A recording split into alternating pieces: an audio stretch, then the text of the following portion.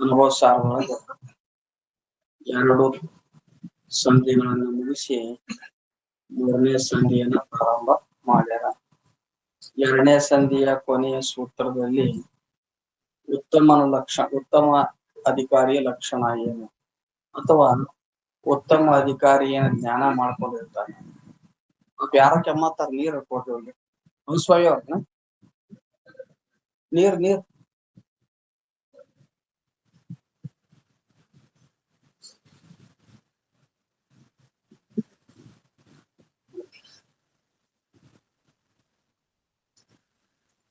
2ನೇ ಸಂಧಿ ಕೊನೆ ಸೂತ್ರದಲ್ಲಿ ಕನಿಷ್ಠ ಅಧಿಕಾರಿ, ಮಧ್ಯಮ ಅಧಿಕಾರಿ ಮತ್ತು ಉತ್ತಮ ಅಧಿಕಾರಿ ಅವ್ರವ್ರಿಗೆ ಯಾವ್ಯಾವ ರೀತಿಯಾಗಿ ಜ್ಞಾನ ಆಗಿರ್ತದ, ಅವ್ರ ಅನುಭವ ಏನಿರ್ತದ ಅಂತ ಹೇಳಿದ್ಮೇಲೆ ಉತ್ತಮ ಅಧಿಕಾರಿಗೆ ಜ್ಞಾನ ಹೆಂಗಾಗಿರ್ತದ. ಜಗವೆಂದೊಡಂ ತಾನೆ ಜಗದೀಶನಂ ತಾನೆ, ಜಗದಾತ್ಮರೆಲ್ಲರಂ ತಾನೆ ಎಂದು ತಿಳಿವಾತನೇ ಅವನು ಉತ್ತಮನು, ತಾನೇ ನಿಜವೆಂದು ತಿಳಿವಾತನೇ ಉತ್ತಮನು ಅಂತ ಹೇಳಿದ್ರು. ಇದನ್ನ ಕೇಳಿದ ಮೇಲೆ 3ನೇ ಸಂಧಿಯ ಪ್ರಾರಂಭದಲ್ಲಿ ಶಿಷ್ಯನಾದಂತವ ಗುರುಗಳಿಗೆ ಪ್ರಶ್ನೆ ಮಾಡ್ತಾನೆ. ಅಲ್ಲ, ಜಗವೆಂದೊಡಂ ತಾನೆ ಜಗದೀಶನಂ ತಾನೆ ಅಂತ ಜ್ಞಾನ ಆಗಿತ್ತು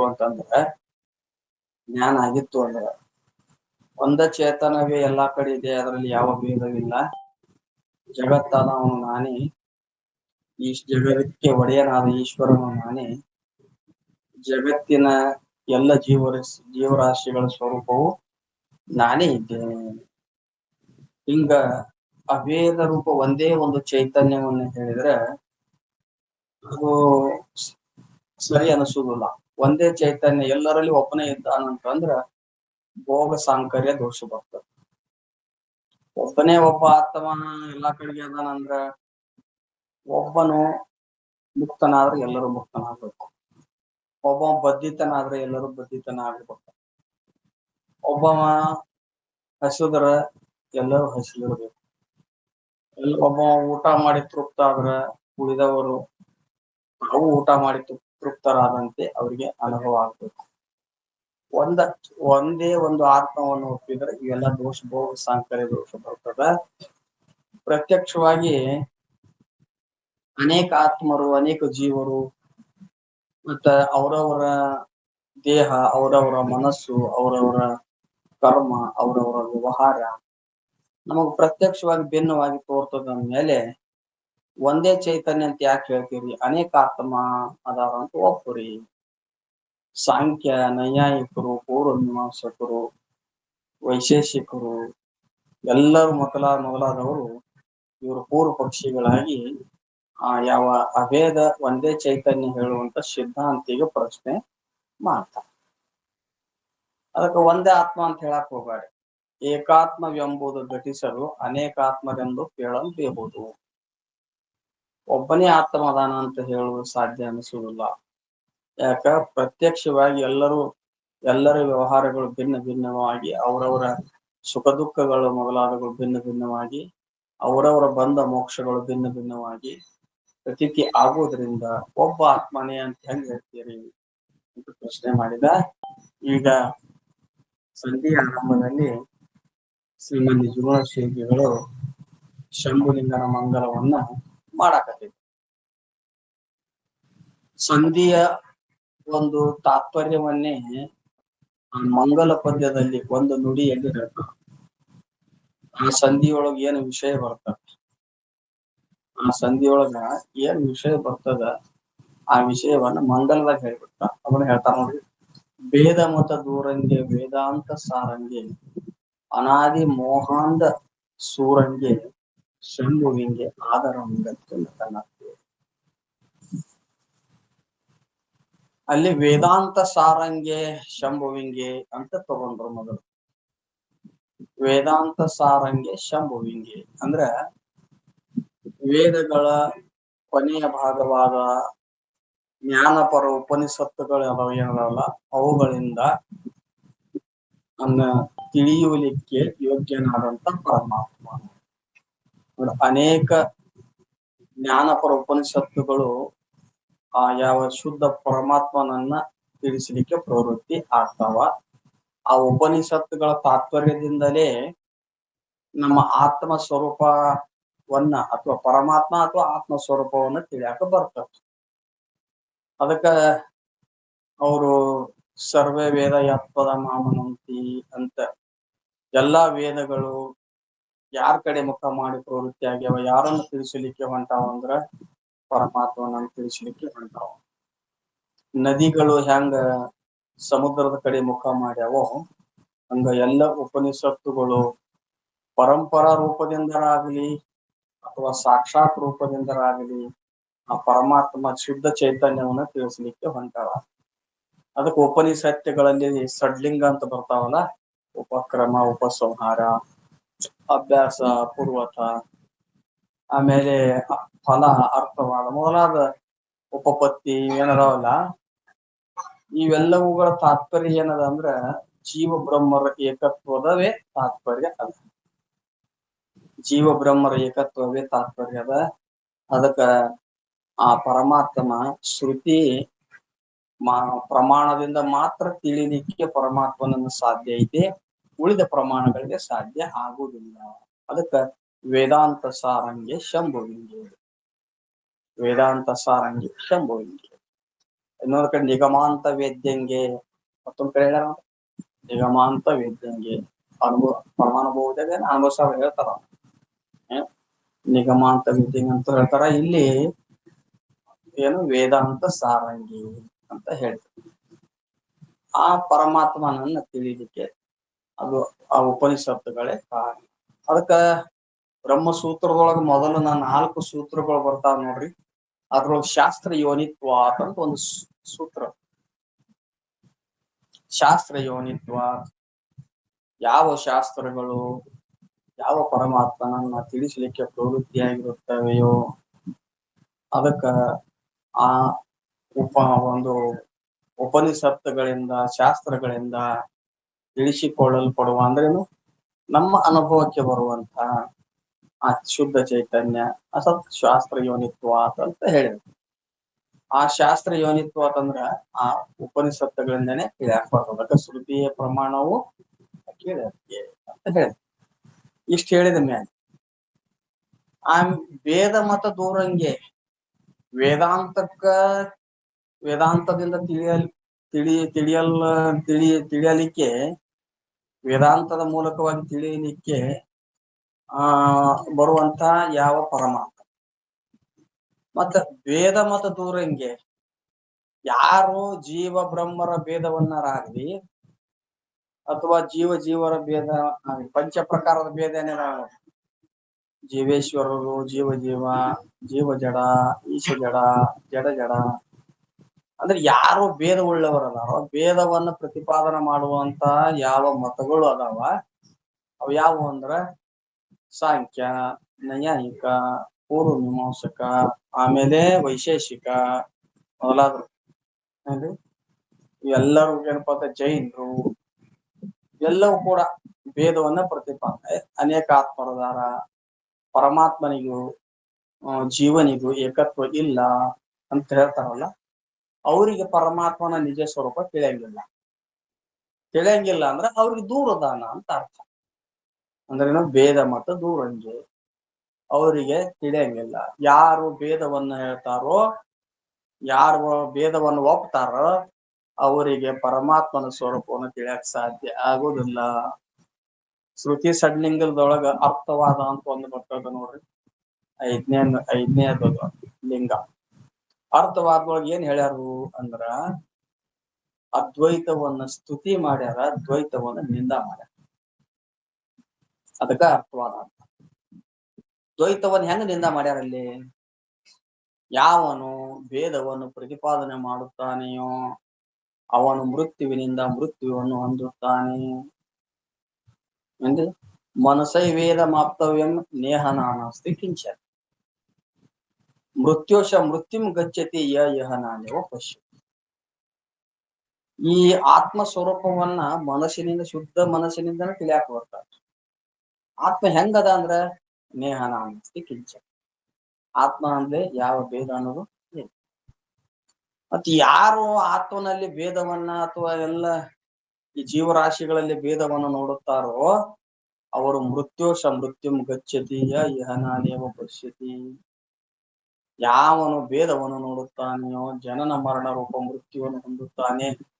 ಅಜ್ಞಾನವೆಂಬ ಮೃತ್ಯುವಿನಿಂದ ಜನನ ಮರಣ ರೂಪ ಮೃತ್ಯುವನ್ನು ಹೊಂದುತ್ತಾನೆ. ಅವರಿಗೆ ಮುಕ್ತಿ ಆಗುವುದಿಲ್ಲ, ಜನನ ಮರಣ ಸಂಸಾರವನ್ನು ಬಿಡುಗಡೆ ಆಗುವುದಿಲ್ಲ.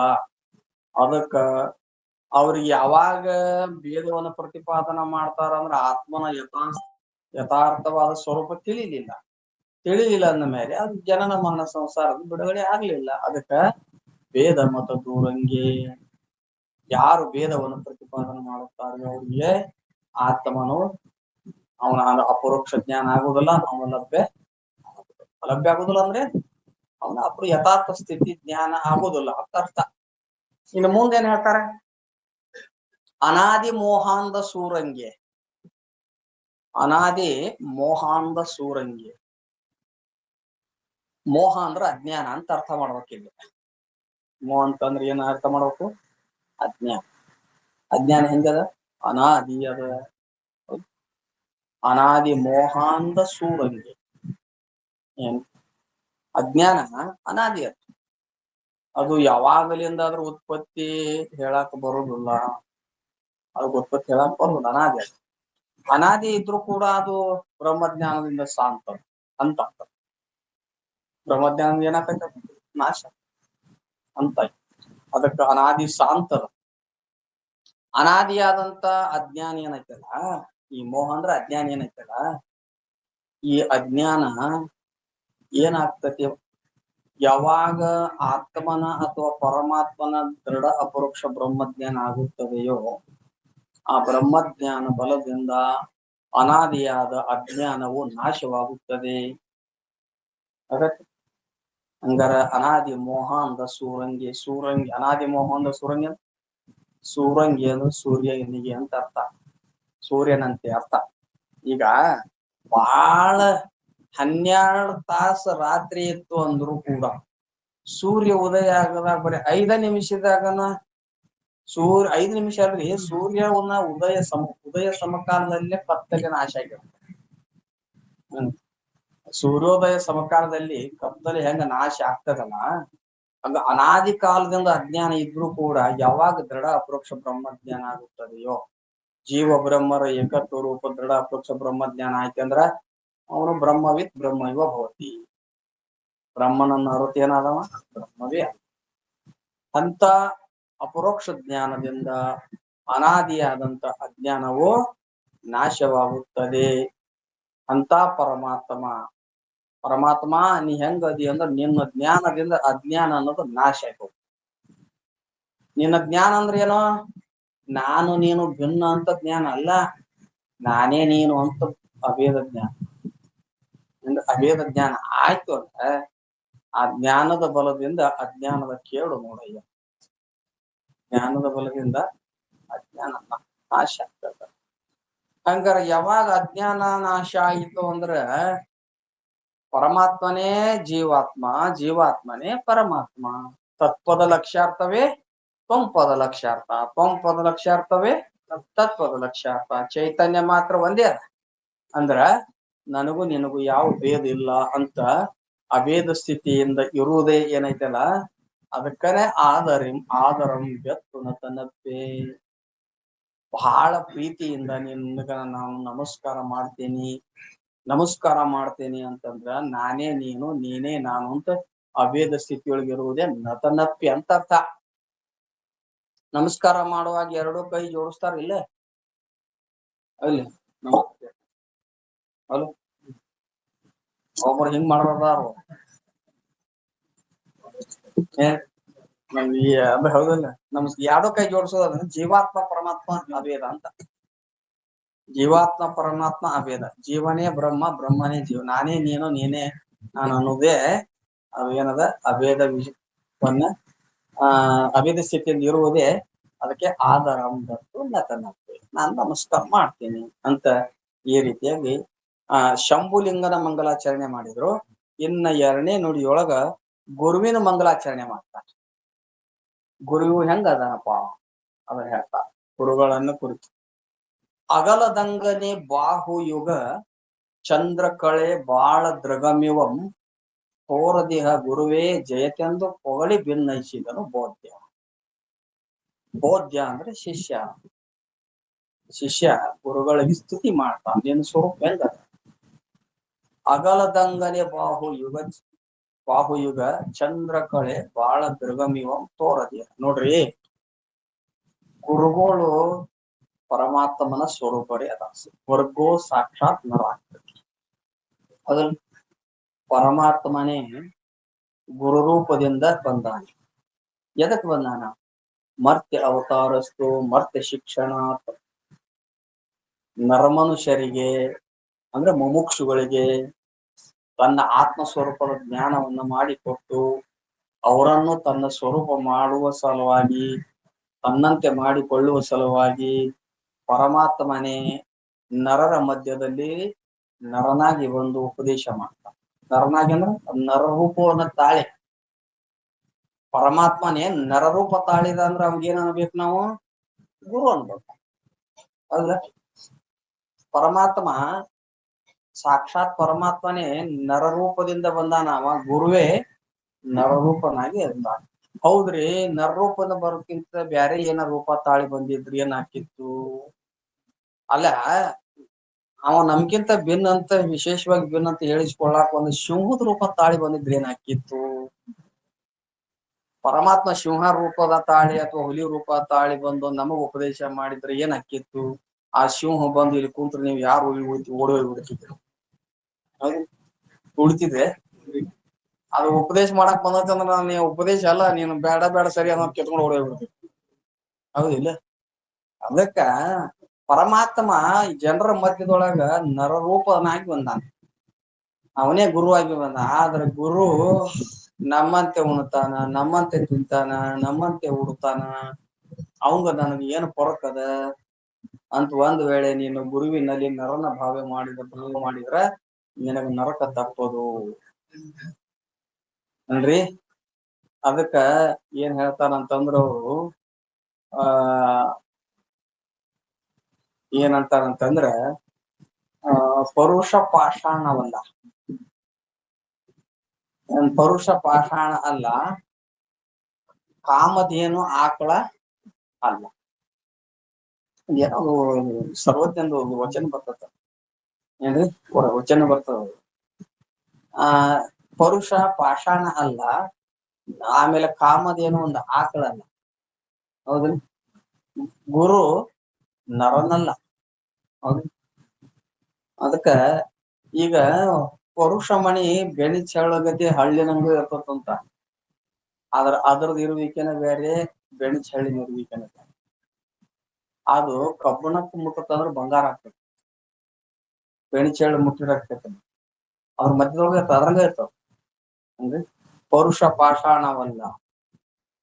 ಇನ್ನ ಆಮೇಲೆ ಈ ಆಕಳು ಸಾದಾ ಆಕಳಂತೆ ಕಂಡು ಬಂದ್ರು ಕಾಮಧೇನು ಆ ಸಾದಾ ಆಕಳಂತೆ ಅಲ್ಲ. ಯಾಕ? ಕಾಮಧೇನು ಬೇಡಿದ ಇಷ್ಟಾರ್ಥವನ್ನು ಸಿದ್ಧಿ ಮಾಡ್ತಾರೆ. ಬೇಡಿದ ಇಷ್ಟಾರ್ಥವನ್ನ ಸಿದ್ಧಿ ಮಾಡಿ ಬೇಕಾದನ್ನ ಅದ್ರನ್ನು ಪ್ರಾರ್ಥನೆ ಮಾಡ್ಕೊಂಡ್ಬಿಟ್ರೆ, ಕಾರ್ತಿ ವೀರ್ಯಾರ್ಜುನಿಗೆ ಜಮದಗ್ನ ಮಹರ್ಷಿಗಳು ಎಲ್ಲಾ ಸಪ್ಲೈ ಮಾಡಿದ್ರಲ್ಲ, ಬರೀ ಅರ್ಧ ತಾಸನಾಗೆಲ್ಲ ಒಂದು ಉಳಿಸಿ ಕಳಿಸಿದ್ರು.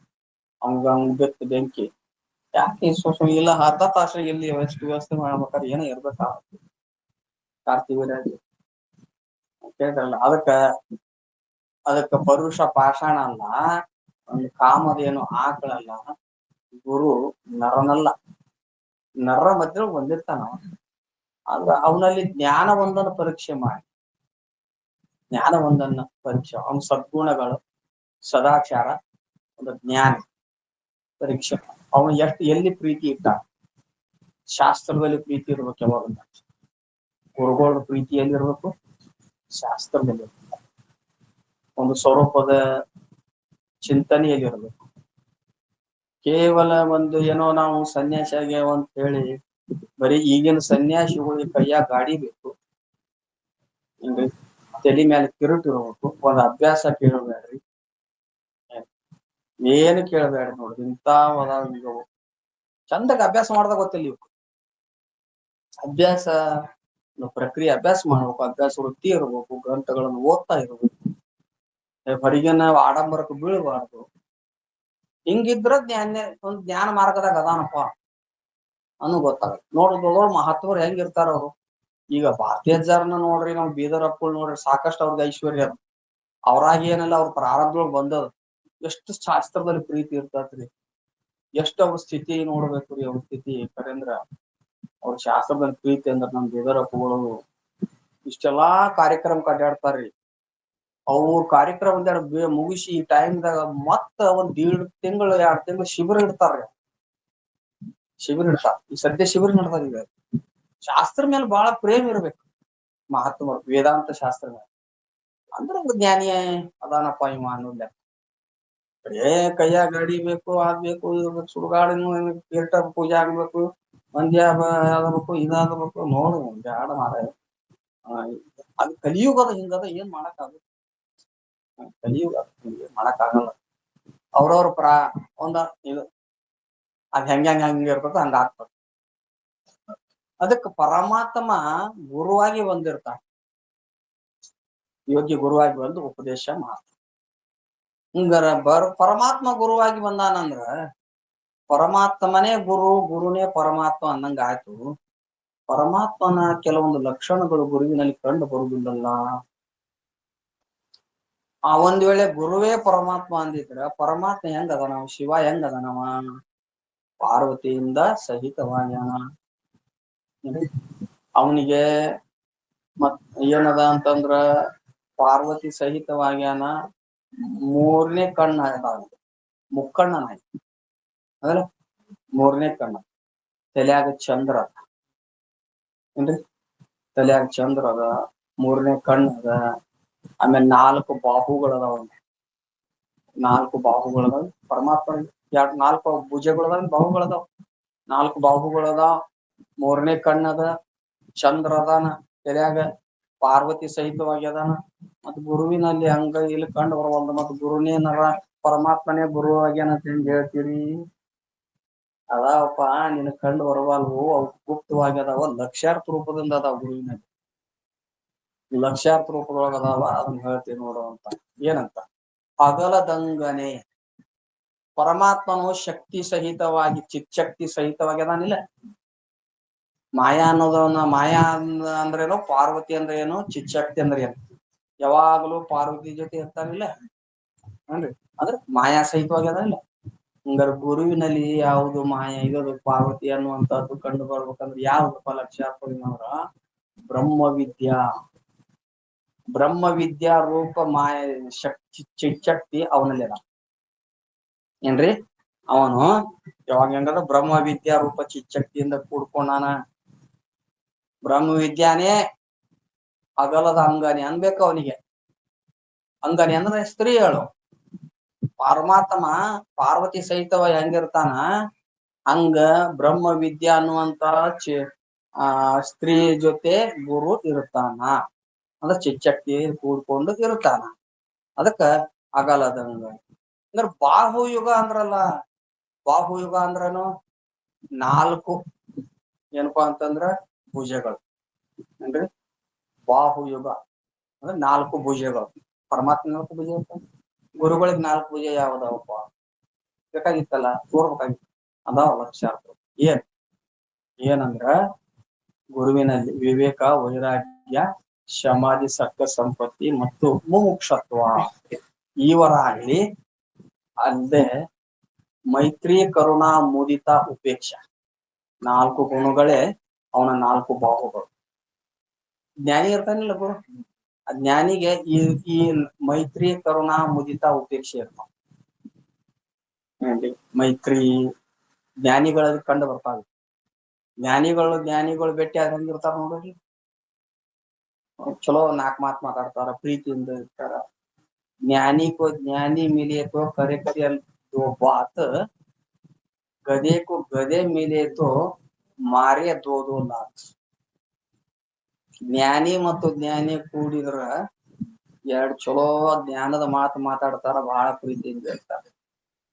ಕತ್ತಿ ಮತ್ತು ಕತ್ತಿ ಕೂಡಿದ್ ಬಂದ ಪ್ರೀತಿ ತೋರ್ಸೋದು ಎದ್ರಲ್ಲಿ ಅಂದ್ರೆ ಯಾವ್ದೊಂದ್ ಯಾಡ್ ಓದಿತೈತಿ ಅಂತ ಇದೊಂದ್ ಯಾಡ್ ಓದಿತೈತಿ ಅಂತ ಬಹಳ ಪ್ರೀತಿ ಅಂತ ಅಂದ್ರಿ ಮಾರಿಯದೋದೋಲ. ಮೈತ್ರಿ ಅಂದ್ರೆ ಏನ್ರಿ, ಅವ್ರ ಸಮಾನ ಸ್ಥಿತಿಯಲ್ಲಿ ಇದ್ದಾರು ಅಥವಾ ಅವ್ರಕ್ಕಿಂತ ಹೆಚ್ಚು ಕಡಿಮೆ ಸಮಾನ ಸ್ಥಿತಿಯಲ್ಲಿ ಇದ್ದಾರೆ. ಎಷ್ಟು ಮೈತ್ರಿ ಇರ್ತದ ನೋಡಪ್ಪ. ಜ್ಞಾನಿ ಶರೀಫ್ ಬಜಾರ್ ಬಂದಾಗ ಸಿದ್ದಾರೂಢರು ಹೆಂಗಿದ್ರು, ವರ್ಗದ ಮಡಿವಾಳಪ್ಪನ ಅಂತವ್ರಿಗೆ ಅಂತ ಅಲ್ಲಿ ಹೋದಾಗ ಸಿದ್ದಾರೂಢಪ್ಪ ಹೆಂಗಿದ್ದ, ಗೊಂದವಲೆ ಮಹಾರಾಜರು ಬಂದಾಗ ಸಿದ್ದಾರೂಢರು ಹೆಂಗ್ ಹೋಗಿ ಅಪ್ಕೊಂಡ್ರು. ಹೌದಲ್ಲ, ಜ್ಞಾನಿಗೆ ಬಹಳ ಪ್ರೀತಿ ಇರ್ತ, ಅದಕ್ಕೆ ಮೈತ್ರಿ ಗುಣ ಅಂತ. ತನ್ನ ಸಮಾನ ಸ್ಥಿತಿಯಲ್ಲಿ ಇದ್ದವರಿಗೆ ಏನ್ರಿ ನಮಸ್ಕಾರ ಮಾಡೋದು, ಅವ್ರನ್ನ ಅದಕ್ಕೆ ಕಂಡ ಭಕ್ತರಿಗೆ ಕೈ ಮುಗಿವಾತನೇ ಭಕ್ತ.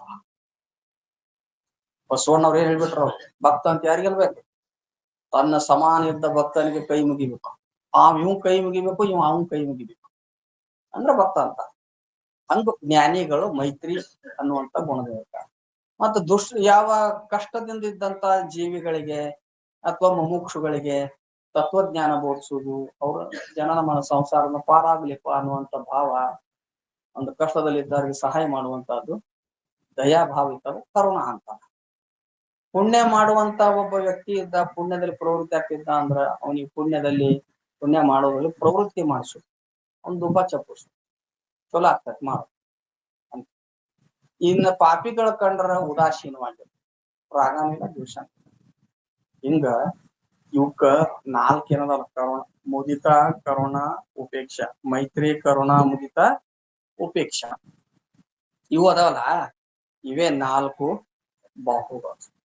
ಪರಮಾತ್ಮ 4 ಬಾಹು ಇದ್ದಲ್ಲಿ ಇವು ಜ್ಞಾನಿಯಲ್ಲಿ ಇರ್ತಾವ, ಗುರುವಿನಲ್ಲಿ ಇರ್ತಾವ. ಇನ್ನ ಚಂದ್ರಕಳೆ ಅಂದ್ರಿ ಅಲ್ಲ ನೀವು, ಚಂದ್ರಕಳೆ ಪರಮಾತ್ಮ ತಲೆಯಾಗ ಚಂದ್ರನನ್ನು ಧರಿಸಿದ್ದಾನೆ ಅಂತ ದರ್ಶನ. ಚಂದ್ರಮೌಳಿ ಅಂತಾರ, ಸೋಮಧರ ಅಂತ. ಸೋಮಧರ ಅಂದ್ರ ಚಂದ್ರನ ಧರಿಸಿಕೊಂಡ, ಚಂದ್ರಮೌಳಿ ಉಂಟು, ಬಾಲಚಂದ್ರನನ್ನ ಧರಿಸಿಕೊಂಡಿದ್ದಾನೆ. ಹಂಗ ಪರಮಾತ್ಮ ಬಾಲಚಂದ್ರನ ಧರಿಸಿಕೊಂಡಂತೆ ಗುರುವಿನಲ್ಲಿ ಚಂದ್ರನ ಕಳೆ ಎಲ್ಲೈತಪ್ಪ ಅಂದ್ರ ಅವನ ಜೀವನ ಮುಕ್ತಿ ವಿಲಕ್ಷಣ ಆನಂದವೇ ಅವನ ಚಂದ್ರ ಕಳೆಯಾಗಿರುತ್ತದೆ. ನೋಡ್ರಿ, ಬ್ರಹ್ಮಜ್ಞಾನ ಆಯ್ತು ಅಂದ್ರ ಅವನ ಶಾಂತ ವೃತ್ತಿಯೊಳಗ ಸ್ವರೂಪದ ಆನಂದ ಅನುಭವಿಸ್ತಾ ಒಬ್ಬನೇ ಇರ್ತಾನ.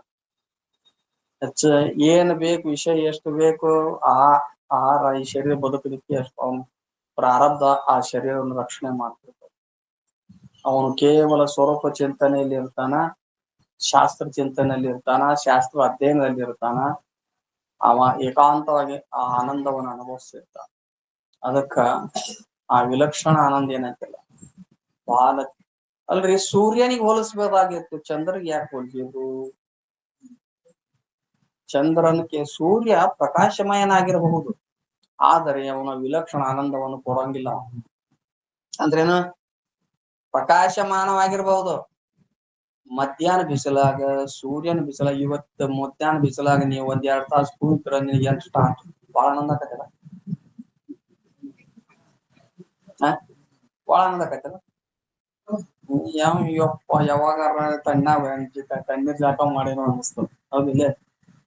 ನೀವು ಹುಣ್ಣಿಮೆ ದಿವಸ 12 ಗಂಟೆಕರ ಕೂಡ್ರಿ, ಯಾವಾಗಾರ ಕೂಡ್ರಿ, ನಿನಗ ಸುಖ ಅನಿಸ್ತದ ಏನ್ ದುಃಖ ಅನಿಸ್ತದ? ಅದಕ್ಕೆ ವಿಲಕ್ಷಣ ಆನಂದ ಹೇಳ್ಬೇಕಂದ್ರ ಚಂದ್ರನ ತಗೊಂತಾನ, ಚಂದ್ರನ ಕಿರಣಗಳನ್ನೇ ತಗೊಂತಾನ. ಯಾಕ? ಬೆಳಕುನು ಕೊಡ್ತಾನವ, ಆನಂದವನ್ನು ಕೊಡ್ತಾನ, ತಂಪು. ಅದಕ್ಕ ಅವನು ಬಾಲಚಂದ್ರನನ್ನು ಧಾರಣೆ ಮಾಡಿದಂತೆ ಆನಂದವನ್ನ ಯಾವ ಗುರುಗಳು ಬ್ರಹ್ಮ ವಿದ್ಯಾಗೆ ಅಂದ್ರೆ ಒಂದು ಐತಿ ಅಂದ್ರ ಬ್ರಹ್ಮ ವಿದ್ಯಾ ತತ್ವಜ್ಞಾನ ಸ್ವರೂಪದ ಸ್ಥಿತಿ ಆಗೈತೆ ಅಂದ್ರೆ ವಿಲಕ್ಷಣ ಆನಂದವನ್ನು ಅನುಭವಿಸ್ತಿರ್ತಾನವ. ಅದಕ್ಕನೇ ಚಂದ್ರಕಳೆ ಅಂತ ಕರಿಬೇಕು ಅಂತ ಹೇಳಿ. ಇನ್ನು ಬಾಳ ದೃಕ್ ಅಂದ್ರೆ ಹಣೆಗಣ್ಣು ಅಂತ ಅರ್ಥ. ಹಣೆಗಣ್ಣು, ಹೌದಿಲ್ಲ? ಪರಮಾತ್ಮನಿಗೊಂದು ಹಣೆಗಣ್ಣು ಅದ, ಇಲ್ಲ 3ನೇ ಕಣ್ಣದ. ಅವ್ 2 ಕಣ್ಣು ತೆಗೆದಿರ್ತಾನ, 1 ಕಣ್ಣು ಯಾವಾಗಲೂ ಮುಚ್ಚಿರ್ತಾನ. ಸಿಟ್ಟು ಬಂತಂದ್ರ ಈ ಕಣ್ಣು ಮುಚ್ತಾನ, ಆ ಕಣ್ಣು ತೆಗಿತಾನ, ಹೌದಿಲ್ಲ? ಸಿಟ್ಟು ಬಂತಂದ್ರ ಬಿಡುದಿಲ್ಲ ಅವ. ಭಸ್ಮಾಸುರನ ಯಾರಪ್ಪ ಯಾರನ್ನ ಒಬ್ಬನ್ ಸುಟ್ನಲ್ಲಮ್ಮ, ಕಾಮದಹನ ಕಾಲಗಳು ಹೌದಲ್ಲ. ಮೂರನೇ ಕಣ್ಣ ತೆಗೆದ, ಹೌದು ಮೂರನೇ ಕಣ್ಣು ತೆಗೆದ ಸುಟ್ಟ. ತ್ರಿಪುರ ಸಂಹಾರ ಮಾಡುವಾಗನು ಕಣ್ ಹೌದಿಲ್ಲ, ಮೂರನೇ ಕಣ್ಣು ತೆಗಿತಾನ, ಅವಾಗ ಭಸ್ಮ ಆಗ್ತಾರ, ಸುಟ್ಟು ಹೋಗ್ತಾರ. ಅದಕ್ಕ ಆ ಮೂರನೇ ಕಣ್ಣ ಗುರುವಿನಲ್ಲಿ ಎಲ್ಲೈತಿ? ಬಹಳ ಪರಮಾತ್ಮನೇ ಗುರುವಾಗಿ ಬಂದಾನ ಅಂತ ಹೇಳ್ತೀರಿ, ಎಲ್ಲೈತಿ? ಒಂದು ಲಕ್ಷಾರ್ಥ ರೂಪದಿಂದ ಐತಿ. ಮೂರನೇ ಕಣ್ಣು ಏನ್ ಮಾಡ್ತಪ್ಪ ತಗದ ಮೇಲೆ ಇದ್ದದ್ದನ್ನೆಲ್ಲ ಜಗತ್ ಸುಡ್ತತಿಲ್ಲ. ಎದ್ರಗಿದ್ದ ಏನಾರ ಆಗಲಿ, ಹುಲ್ ಇರ್ಲಿ, ಕಟ್ಟಿರ್ಲಿ, ಏನಾರ ಆಗಲಿ, ಮನುಷ್ಯ ಇರ್ಲಿ, ಅರಿವಿರ್ಲಿ, ಏನಾರ ಒಟ್ಟ ಅದ್ ಬೆಂಕಿ ಜ್ವಾಲೆ ಹೊರಗ್ ಬಂತಂದ್ರ ಕಣ್ ತಗದಾಗ ಜಗತ್ನ್ಯಾಗ ಪದಾರ್ಥ ಜಗತ್ ಸುಡ್ತಾವ. ಹಂಗ ದೃಢ ಅಪರೋಕ್ಷ ಬ್ರಹ್ಮಜ್ಞಾನ ಅಂತ ಮೂರನೇ ಕಣ್ಣದ ಗುರುವಿಗೆ ಏನ್ರಿ. ದೃಢ ಅಪರೋಕ್ಷ ಬ್ರಹ್ಮಜ್ಞಾನ ಅಂತ ಮೂರನೇ ಕಣ್ಣಿಂದ ಏನ್ ಸುಡ್ತತ್ರಿ ಅಂದ್ರ ಅಜ್ಞಾನ ಸುಡ್ತದ ಏನ್ರಿ. ಅನಾದಿಯಾದ ಅಜ್ಞಾನ ಏನಕ್ಕತಿ ಸುಡ್ತದ. ಇವೆಲ್ಲಾ ಲಕ್ಷ್ಯಾರ್ಥ ರೂಪದಿಂದ ಗುರುಗಳಲ್ಲಿ ಅದಾವ ಏನ್ರಿ. ಅದಕ್ಕ ಆ ಪರಮಾತ್ಮನೇ ಎಷ್ಟ್ ಚಂದ ಬರ್ದಾರ್ರಿ ಶಿವಪುತ್ರ ಪಜ್ಜಾರ್ ಹಿಂಗ ಬರ್ಯಾಕ ಸಿದ್ದಾಡಪ್ಪ ಹೆಂಗ್ ಹೇಳಿರ್ಬೇಕ್ರಿ. ಸಿದ್ದಾಡಪ್ಪ ಹಿಂಗ್ ಹೇಳ್ಬೇಕಾಗಿತ್ತು ಅಂದ್ರ ನಿಜಗುಣ್ರಂಗ್ ಬರ್ದಾರ, ಅವ್ರೇ ಸಿದ್ದಾರೂಢರಾಗಿ ಬಂದಾರ. ನಿಜಗುಣ್ರ ಶಾಸ್ತ್ರ ಸಿದ್ದಾಡಪ್ಪ ಬರ್ಲಿಲ್ಲ ಅಂದ್ರ ಇದ್ರ ತಾತ್ಪರ್ಯನೇ ತಿಳಿತಿದ್ದಿಲ್ಲ. ಅವ್ರ ಬರ್ದಿಟ್ಟು ಹೋದ್ರು, ಅವರೇ ಬಂದು ಉಪದೇಶ ಮಾಡಿ. ಇವತ್ತ ನಿಜಗುಣ್ರ ಶಾಸ್ತ್ರ ಅಂದ್ರ ಅದು ಏನ ಕನ್ನಡದಾಗ ಐತ್ ಬಿಡಪ್ಪ ಏನೋ ಅನಸ್ತವ. ಯಾವ ಬ್ರಹ್ಮ ಸೂತ್ರ ತಂದ್ರನು ಬಗ್ಗಂಗಿಲ್ಲ ಇದು. ನಿಮ್ಮ ಏನ್ರಿ, ನೀ ಬ್ರಹ್ಮಸೂತ್ರ ತಗೊಂಬಾ, ಏನ ತಗೊಂಬಾ, ಈ ನಿಜಗುಣ್ರ ಶಾಸ್ತ್ರ ಅಂದ್ರ ಏನಂತ ತಿಳ್ಕೊಂಡ್ರಿ ನೀವು? ಎಲ್ಲಿ ಬೆಲ್ಲದ ಪೆಂಟಿ ಎಲ್ಲಿ ಚೂಂಡ್ ತಗೊಂಡ್ರನು ಶಿಗಿನ ಅದ. ಅದಕ್ಕ ನಿಜಗುಣ್ರ ಶಾಸ್ತ್ರ ಇಷ್ಟು ಚಲೋ. ಸಿದ್ದಾರೂಢ ಕೃಪಾದಿಂದ ಕನ್ನಡದ ಮುಮುಕ್ಷುಗಳಿಗೆ ಅನುಕೂಲ ಆಗಿದೆ. ಅದಕ್ಕೆ ಈ ರೀತಿಯಾಗಿ ಅಪರೋಕ್ಷ ಜ್ಞಾನ ಅವನಿಗೆ ಇರ್ತದ ಅಂತ ಈ ರೀತಿ ಗುರುವೇ ಹೇಳಿದ್ರು. ಅಗಲದಂಗನೆ ಬಾಹುಯುಗ ಚಂದ್ರಕಳೆ ಬಾಳ ದ್ರಗಮಿವಂ ತೋರದಿಹ. ಅಂದ್ರೆ ಏನು, ಪರಮಾತ್ಮನಲ್ಲಿ ಯಾವ ಪ್ರತ್ಯಕ್ಷವಾಗಿ ಪ್ರಕಟ ಆಗ್ತಾವಲ್ಲವು 4 ಬಾಹುಗಳು, ಏನೆಲ್ಲಾ ಪಾರ್ವತಿ ಎಲ್ಲ ಏನ್ ಹೇಳಿದ್ರಲ್ಲ, ಹಂಗ ಗುರುವಿನಲ್ಲಿ ಸ್ಪಷ್ಟವಾಗಿ ತೋರಂಗಿಲ್ಲ, ಆದ್ರೂ ಲಕ್ಷ್ಯಾರ್ಥ ರೂಪದಿಂದ ಅದಾವ, ಗರ್ಭೀಕರಿಸ್ಕೊಂಡು ಅದಾನ. ಆ ರೀತಿಯಾಗಿ ಅಂತ ಗುರುಗಳಿಗೆ ನಾ ಜಯತ್ಯಂದು ಜಯವಾಗಲಿ, ಜಯವಾಗ್ಲಿ, ಗುರುಗಳಿಗೆ ಜಯವಾಗ್ಲಿ ಅಂತ ನೋಡ್ರಿ. ಗುರುಗಳಿಗೆ ಜಯವಾಗ್ಲಿ ಅಂತ ಯಾಕಂತ ನೀವ? ಗುರುಗಳಿಗೆ ತಾಯಿಗೆ ಆರೋಗ್ಯವನ್ನು ಕೂಸಿ ಯಾಕೆ ಬಯಸ್ತದ? ತಾಯಿಗೆ ಸಣ್ಣ ಮಗು ನನ್ನ ತಾಯಿ ಆರೋಗ್ಯವಾಗಿರ್ಬೇಕು ಅಂತಂತದ, ಬಯಸ್ತದ. ಯಾಕ? ಆ ತಾಯಿ ಆರೋಗ್ಯವಂತಳಿದ್ರ ಆ ತಾಯಿ ಹಾಲು ಕುಡ್ದಂತ ಮಗುನು ಆರೋಗ್ಯವಾಗಿರ್ತದೆ.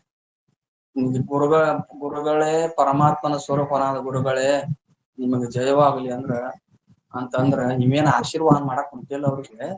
ಆದ್ರೆ ನೀವು ದೊಡ್ಡವರು, ನೀವು ಜಯ ಸ್ವರೂಪರು ಇದ್ರಿ, ನಿಮ್ಗೆ ಇನ್ನೊಡ್ ಜಯ ಸಿಕ್ತದ, ನನಗೂಟ ಜಯ ಸಾಧಿಸಕ್ ಅನುಕೂಲ ಆಗ್ತದೆ.